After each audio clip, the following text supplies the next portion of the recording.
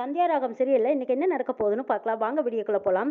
லிங்கம் புவனேஸ்வரிகிட்டயும் பரமேஸ்வரிகிட்டயும் சொல்றாங்க, மாயா தான் போய் அந்த கதிரை ஜாமீன்ல வெளியே எடுத்துட்டு வந்துட்டாங்கிறாங்க. என்னது, மாயா தான் வெளியில எடுத்துட்டு வந்தாளா? அது எப்படி விசாரிக்காம அவங்க வெளியில விட்டாங்கங்கிறாங்க. ஆமா, வெளியில எடுக்கிறதுக்கு பணம் வேணுமில்ல, அவ என்ன பண்ணிருப்பாங்கிறாங்க புவனேஸ்வரி. அதான் ஜானகி தாலியை அடமானம் வச்சு பணம் ரெடி பண்ணி போய் ஜாமீன்ல எடுத்துட்டு வந்துட்டாங்கன்னு சொல்றாங்க லிங்கம். மாயாவுக்கு என்ன திமிர் இருந்தா நாம கேஸை கொடுத்திருந்தோம் தெரிஞ்சிருந்தோம் அவ வக்கீல கூட்டிட்டு போய் ஜாமீன்ல எடுத்து விட்டு வந்திருக்கா. அவளை சும்மாவே விடக்கூடாது. ஸ்டேஷன்லயும் எப்படி அவனை அடிச்சு விசாரிக்காம வெளியில விட்டாங்க, அவங்களையும் நம்ம சும்மா விடக்கூடாது. போய் இப்பவே என்ன ஏதுன்னு நியாயத்தை கேட்கணுங்கிறாங்க பஸ்வதி. ஐயோ, போலீஸ் கிட்ட போனா நம்ம எல்லாம் மாட்டிக்குவோம். சரி, எப்படியாவது அப்படி இப்படி பேசி ஏதாவது டைவர்ட் பண்ணி விடலாம் அப்படின்னு நினைச்சுக்கிட்டு லிங்கம் சொல்றாரு. எங்க போலீஸ்காரர் என்னங்க பண்ணுவாங்க, வக்கீல கூட்டிட்டு போய் ஜாமீன்ல எடுக்கிறோன்னு போனா அவங்களும் விட்டுதான் ஆகணும், விட போறாங்க. போலீஸ்காரனையெல்லாம் நம்பி ஒரு பிரயோஜனம் இல்லைங்கிறாங்க லிங்கம். அப்ப என்னதான் பண்ண சொல்றீங்க? கார்த்தியை கண்டுபிடிக்கிற வழி என்னன்னு கேட்கறாங்க புவனேஸ்வரி. நம்ம ஊர்க்காரங்களை 4 பேர்த்த கூட்டிட்டு ரகுராம் வீட்டுல போய் நியாயத்தை கேட்கலாங்கிறாங்க லிங்கம். ஊர்க்காரங்க போய் என்ன நியாயம் கேட்பாங்கன்னு கேட்கறாங்க. அது என்னங்க அப்படி சொல்லி போட்டீங்க? தப்பு செஞ்சவனை வீட்டுக்குள்ள வச்சிருக்காங்க, ஜெயிலுக்கு போனவனை திரும்பவும் மாயா ஜாமீன்ல கூட்டிட்டு வந்து வீட்டுக்குள்ள வச்சிருக்கா. அப்ப உங்க குடும்பமே இவனுக்கு உடந்தையான, நம்ம போய் சண்டை போடலாம் வாங்கன்னு கூப்பிடுறாங்க லிங்கம். ஆமா தங்கச்சி, லிங்கம் சொல்றதான் சரி. போலீஸ்காரர்கிட்ட போனாலும் ரகுராமுக்கு தான் சப்போர்ட் பண்ணி பேசுவாங்க, ரகுராமோட பேச்சுக்கு தான் கட்டுப்படுவாங்க. லிங்கம் சொல்ற மாதிரி நம்ம 4 பேர்த்த கூட்டிட்டு போய் கேட்டுக்கலாங்கிறாங்க பசுவதி. லிங்கம், நீங்க சொல்றதுதான் சரி, நீங்க போய் ஊர்க்காரங்களை கூட்டிட்டு வாங்கங்கிறாங்க. லிங்கமும் சரின்னு சொல்லிட்டு அங்க இருந்த ஊர்க்காரங்களை கூட்டிட்டு போறாங்க ரகுராம் வீட்டுக்கு. ரகுராம் வீட்டுல ஜானகி ரகுராம் கிட்ட தனியா பேசுறதுக்காக வந்திருக்காங்க. எங்க, நான் உங்ககிட்ட கொஞ்சம் பேசணும், இதெல்லாம் நானே தேடிக்கிட்டது தான். நம்மளுக்குள்ள தேவையில்லாம விரிசல் வந்துருச்சு. நான் செஞ்சதுல நியாயம் இருக்குன்னு சொல்றாங்க ஜானகி. நியாயமெல்லாம் கிடையாது, ஏதோ ஒரு காரணம் மட்டும்தான் இருக்குதுங்கிறாங்க ரகுராம். எதையுமே இப்ப முழுசா சொல்ற நிலைமையில நான் இல்லைங்க. ஆனாலும் நான் ஒரு விஷயத்த செஞ்சா அது குடும்பத்தோட நல்லதுக்கு தான் இருக்கும்னு நினைக்கிற அளவுக்கு, நம்புற அளவுக்கு கூட நீங்க தயாரா இல்லைங்கிறாங்க ஜானகி. ரகுராம் அப்பொரு தடவை ஜானகி சொன்னதை நினைச்சு பாக்குறாங்க. கதிர் தான் இந்த வீட்டு மாப்பிள்ளைன்னு சொன்னதை நினைச்சு பார்த்த ரகுராம், எல்லாத்தையும் நம்பி நம்பி நான் தான் ஏமாந்து நிக்கிறவங்க எல்லாருமே எனக்கு எதிராக செய்யற துரோகத்தை மன்னிச்சு மன்னிச்சு நான் விடுறேமா. என்னோட புத்தி இனிமேலாவது தன்மானத்தை விட்டு கொடுக்காதேன்னு எனக்கு சொல்லுதுங்கிறாங்க ரகுராம். இன்னும் எவ்வளவு நாளைக்கு இதே மாதிரி கோவத்தோட இருப்பீங்கன்னு ஜானகி கேக்குறாங்க. எனக்கு பட்ட காயம் ரொம்ப ஆழமானது, அது ஆறதுக்கு ரொம்ப நாளாகும். 6 நாள் ஆறும் ஆறாமலே போனாலும் போகுங்கிறாங்க ரகுராம். என்னங்க இது, வாழ்க்கை இழந்து ஒரு நம்பிக்கை இல்லாம இப்படி பேசுறீங்க, நம்ம பழைய மாதிரி இருக்கவே முடியாதான்னு ஜானகி கேக்குறாங்க. அது எனக்கு தெரியாது, செத்தது செத்தாச்சு, இனிமேலாவது திரும்பி வாங்கன்னு சொல்ற மாதிரி இருக்குங்கிறாங்க ரகுராம். என் மனசுல அந்த அளவுக்கு காயம் இருக்கு, அதை கூட உன்னால புரிஞ்சுக்க முடியல. அந்த அளவுக்கு நீ என்னை விட்டு ரொம்ப தள்ளி போயிட்ட. இந்த வீட்டுல எல்லாமே உங்க பார்வைக்கு கீழே நடக்கும்போது சரியா தாங்க இருந்துச்சு. இப்ப கூட நான் ஒரு விஷயம் பண்ணிருக்கேன், அது உங்களை எதிர்த்து பண்ணல, நம்ம குடும்பத்தோட நல்லதுக்கு தாங்க பண்ணிருக்கேன். இன்னைக்கு இல்லாட்டியும் இன்னொரு நாள் உங்களுக்கு கண்டிப்பா புரியும். ஆனா நீங்க என்னை விட்டு விலகி போக போக அது குடும்பத்துக்கு நல்லதில்ல, நம்ம 2 பேத்துக்கும் நல்லதில்ல. அன்னைக்கு அந்த விஷயம் நடந்தது கூட உங்களோட ஆதரவு இல்லாதனாலதான் அப்படி நடந்துருச்சுங்கிறாங்க ஜானகி. ஓ, இப்ப கூட என்னத்தான் குத்தமா சொல்றீங்களா? ஐயோ, நான் உங்களை தப்பு சொல்லலைங்க, மறுபடியும் இப்படி ஒரு தப்பு நடந்துடக்கூடாதுன்னு தான் நான் முன்னெச்சரிக்கையா சொல்றேங்கிறாங்க ஜானகி. நம்மளோட பிரிவை மற்றவங்களுக்கு சாதகமா பயன்படுத்திக்க பாக்குறாங்க, இப்படி ஒரு பிரிவு நமக்கு வேண்டாம், நீங்க தான் இதுக்கு மேல யோசிக்கணுங்கிறாங்க ஜானகி. போலீஸ்காரங்க கதிரை அடிச்சுட்டாங்க, அடிச்ச காயம் ஆறாம வழியில துடிக்கிறாங்க கதிரி. இதை பார்த்துட்டு இருந்த தானே ஓடி வந்து பாக்குறாங்க. கதிர் தனக்கு தானே மருந்து போடுறதுக்கு முயற்சி பண்ணிட்டு இருக்காங்க. இதை பார்த்த தானே ஓடி வந்ததும் அவங்க தான் மருந்து வச்சு விடுறாங்க. கதிர் தனாவை கூப்பிடுறாங்க, இங்க பாரு, கண்ணுக்கு முன்னாடி யாராவது கஷ்டப்படுறதை என்னால பாத்துக்கிட்டு சும்மா இருக்க முடியாது. நீ தப்பு பண்ணிருக்கியா இல்லையாங்கிறதால என்னால ஆராய்ச்சி பண்ண முடியாது. என்ன பொறுத்த வரைக்கும் நீ 3வது மனுஷன் தான். ஒரு சின்ன மனிதாபிமானத்துல தான் நான் இதை பண்ண. உன்ன மாதிரி அடுத்தவங்க கஷ்டப்படுறதை என்னால பாத்துக்கிட்டு சகிச்சிட்டு இருக்க முடியாது. மனிதாபிமானத்தோட மனசு இறங்கிருக்கு, அவ்வளவுதான். ஆனா உன்னை மனசு ஏத்துக்கிட்டான்னு மட்டும் நீ தப்பு கணக்கு போட்டுறது. அந்த மாதிரி எல்லாம் நினைச்சுக்கிட்டு அட்வான்ஸ் ஸ்டேஜ் எடுத்துக்காத. அந்த மாதிரி எல்லாம் என்னைக்குமே நடக்காது. இன்னும் ஒரே மாசத்துல என்னை விட்டு போயிருவேன்னு சொல்லியிருக்க, சொன்ன வார்த்தையை மீற மாட்டேன்னு நான் நம்புறேன். என் வாழ்க்கையை விட்டு, இந்த வீட்டை விட்டு நீ இன்னும் கொஞ்ச நாளையில போயிடணும் அப்படின்னு ஒரு கண்டிஷனோட பேசிட்டு போறாங்க தனா. தனா செஞ்ச தப்பால தான் இவ்வளவு பேருமே சுத்தி சுத்தி சூழ்ச்சியில சிக்கி கிடக்குறாங்கிறது தெரியாம பேசிட்டு போறாங்க தனா. புவனேஸ்வரி ஊர்க்காரங்களை கூட்டிக்கிட்டு வெளியில வந்து நின்னுக்கிட்டு ரகுராம் ரகுராம்னு சத்தம் போட்டுக்கிட்டு நிக்கிறாங்க. வீட்டுக்குள்ள இருந்த எல்லாருமே வெளியில வந்து பார்த்துட்டு சிவராமன் கூப்பிடுறாங்க. என்னது எல்லாரும் சேர்ந்து வந்திருக்கீங்க, சரி வாங்க உள்ள வாங்க, உள்ள வந்து உட்காந்து பேசுங்க அப்படின்னு சிவராமன் கூப்பிடுறாங்க. பசுவதிக்கு சரியான கோவம் வருது. யோ, உங்க வீட்டுல வந்து உட்காந்து சாப்பிட்டு போறதுக்கு நாங்க வரலைங்கிறாங்க பசுவதி. பசுவதி, ஏன் இப்படி கோவப்பட்டு பேசுறீன்னு பாட்டி கேட்கறாங்க. கோவப்படாம என்ன பண்ணுவாங்க, எல்லாருமே சேர்ந்து இந்த வீட்டுல நாடகம் ஆடுறீங்களான்னு கேட்கறாங்க பசுவதி. பாருங்க, எது பேசுறதா இருந்தாலும் எல்லாருக்கும் புரியுற மாதிரி சொல்லுங்கிறாங்க சிவராமன். எதுவா இருந்தாலும் பொறுமையா பேசுங்க பசுவதின்னு சொல்றாங்க. ஏன் பையனை இதோ இங்க நிக்கிறானே கதிர், இவன் தான் என்னமோ பண்ணிருக்கான், இவன் பேர்ல சந்தேகப்பட்டு நாங்க கேஸ கொடுத்திருந்தாலும் நீங்க திரும்பி இவனை வீட்டுக்கு கூட்டிட்டு வந்திருக்கீங்க. வந்து நாங்க கேட்ட போது இவனுக்கு எங்களுக்கு எந்த சம்பந்தம் இல்லைன்னு சொன்னீங்க. ஆனா இப்ப ஜாமீன்ல அவனை வெளியில கூட்டிட்டு வந்திருக்கீங்க. இதுல இருந்தே தெரியலையா கார்த்திகை இந்த கதிர் தான் என்னமோ பண்ணிருக்கான். மாயா மொட்டையா கேட்டா விடுவாங்களா? ஹலோ, என்ன அவங்க தப்பு செஞ்சாங்கன்னு நீங்க பாத்தீங்களா? சந்தேகம்ங்கிற பேர்ல தானே போலீஸ் இவனை அரெஸ்ட் பண்ணிட்டு போனாங்க. ஜாமீன் எடுத்தது ஒன்றும் பெரிய தப்பு இல்லையே. மாயா, நீ முதல்ல வாய மூடு. இதோ இங்க நிக்கிறாரு இந்த பெரிய மனுஷன், இந்த ரகுராம் பேசிட்டோங்கிறாங்க புவனேஸ்வரி. ரகுராம், கார்த்தியை இவன் கொன்னுடுவேன்னு சொல்லி மிரட்டினா. ஊர்க்காரங்க கூட பார்த்துருக்காங்க, நீ வேணாலும் கேட்டு பாருங்கிறாங்க புவனேஸ்வரி.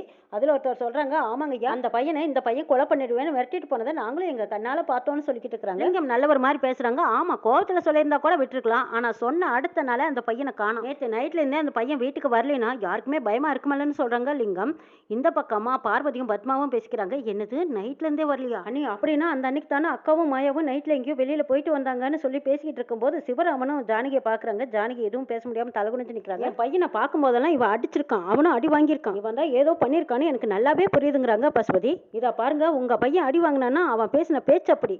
அவன் பேசுனதுக்கு தான் நான் அப்படி அடிச்சனே தவிர மற்றபடி நான் அவனை ஒண்ணுமே பண்ணலன்னு சொல்றாங்க கதிர். சரி, அந்த பையன் அப்படி என்னதான் பேசினா அதை சொல்லு முதல்லங்கிறாங்க ஊர்க்காரங்க. கதிர் கார்த்தி சொன்னதை நினைச்சு பாக்குறாங்க. தனா என் கூட ஒரு நாள் ஸ்டே பண்ணா, அங்க என்ன நடந்தது உனக்கு தெரியுமா?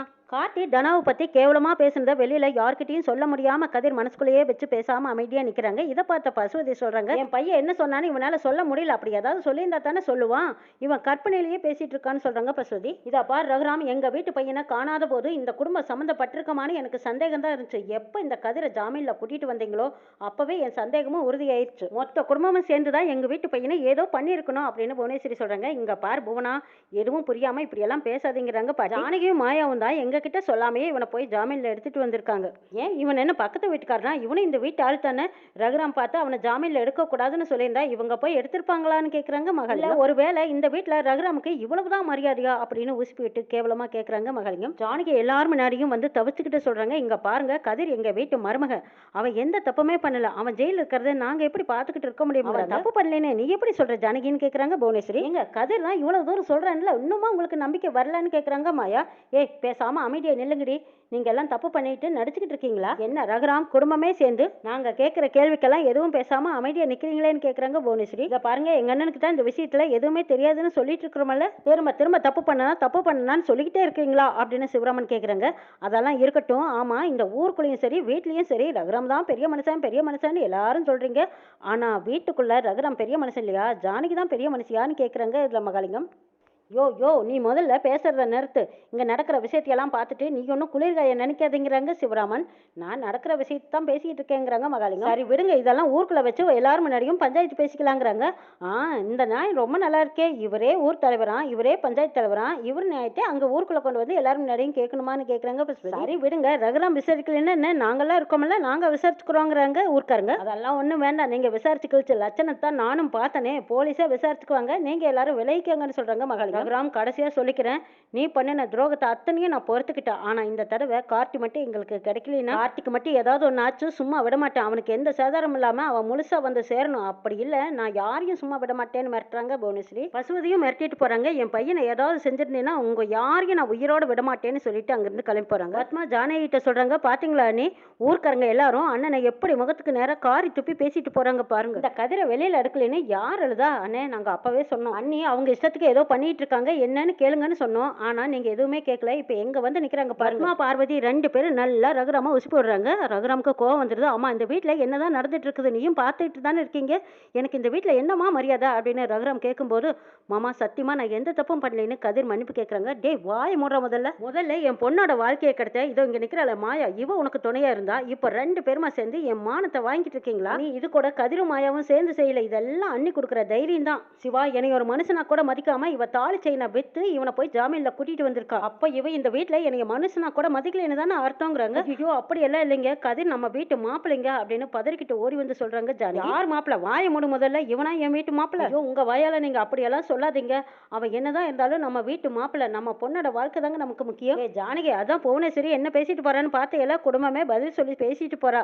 அது மட்டும் இல்லாம வீட்டு பையன் என்ன தப்பு பண்ணான்னு வேற கேட்கறா. அந்த பையனுக்கு மட்டும் ஏதாவது ஒண்ணு ஆயிருந்தா நம்ம குடும்பத்தோட மான மரியாதை தானே போகும். இவனால நான் இவ்வளவு நாளா கட்டி காப்பாத்தின மான மரியாதை எல்லாம் காத்தோட போயிருச்சு. இவன் மட்டும் அந்த கார்த்தியை ஏதாவது பண்ணியிருந்தானா போலீஸ் என்ன இவனை நானே கண்டந்துண்டமா வெட்டி போட்டுருவேன்னு சொல்றாங்க ரகுராம். பசுவதி, புவனேஸ்வரி, மகாலிங்கம் மூணு பேருமா ஒன்னு சேர்றாங்க.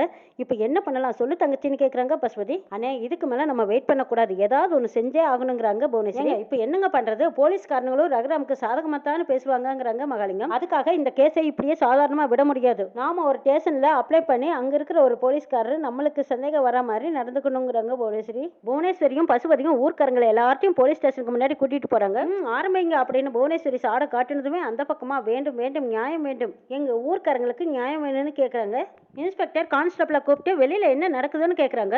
சார் அதான் கார்த்தியை காணமில்ல, அதனால அவங்க அத்தையும் அவங்க அப்பாவும் ஊர்க்காரங்க எல்லாத்தையும் கூட்டிட்டு வந்து வெளியில ஸ்ட்ரைக் பண்ணிக்கிட்டு இருக்காங்கன்னு சொல்றாங்க. அந்த கேஸை தானே நம்ம விசாரிச்சுக்கிட்டு இருக்கிறோம், எதுக்கு எடுத்தாலும் இந்த ஜனங்க போராட்டம் பண்ணிக்கிட்டு இருக்கிறதே இவங்களுக்கு வேலையா போச்சா? சரிவா போய் என்னன்னு கேட்கலான்ட்டு ஒரு 2 பேரும் போறாங்க. இன்ஸ்பெக்டர் வெளியில வந்து எல்லாரும் கொஞ்சம் அமைதியா இருங்க, இப்ப எதுக்கு கத்திக்கிட்டு இருக்கீங்கன்னு கேக்குறாங்க. ஏன் சார், என் பையன் காணாத போய் 2 நாள் ஆச்சு, விசாரிக்க சொல்லி கம்ப்ளைண்ட் கொடுத்தா நீங்க என்ன பண்ணிட்டு இருக்கீங்கன்னு கேக்குறாங்க பசுபதி. இந்த கதிரை நீங்க எப்படி வெளியில விடலான்னு புவனேஸ்வரி கேக்குறாங்க. ஆமா, இந்த கதிரை அவங்க சொந்தக்காரங்க ஜாமீன்ல எடுத்திருக்காங்கன்னு சொல்றாங்க இன்ஸ்பெக்டர். சார், இந்த கதிரை அவனை அடிச்சது மட்டும் இல்லாம கொன்னுடுவேன்னு சொல்லி ஊர்க்காரங்க முன்னாடி மிரட்டி இருக்காங்க. அப்படி இருந்து இவன் பேர்ல கேஸ கொடுத்தா நீங்க எப்படி இவனை விடலாம், நீங்க ஏன் விட்டுருக்கீங்கன்னு கேக்குறாங்க மகள். சார், சட்டத்தை நீங்க புரிஞ்சுக்கோங்க, ஜாமீன் வாங்கிட்டா நாங்க விட முடியாதுன்னு சொல்ல முடியாது. அவங்க முறையா வக்கீல வச்சு ஜாமீன்ல எடுத்துட்டு போறாங்க.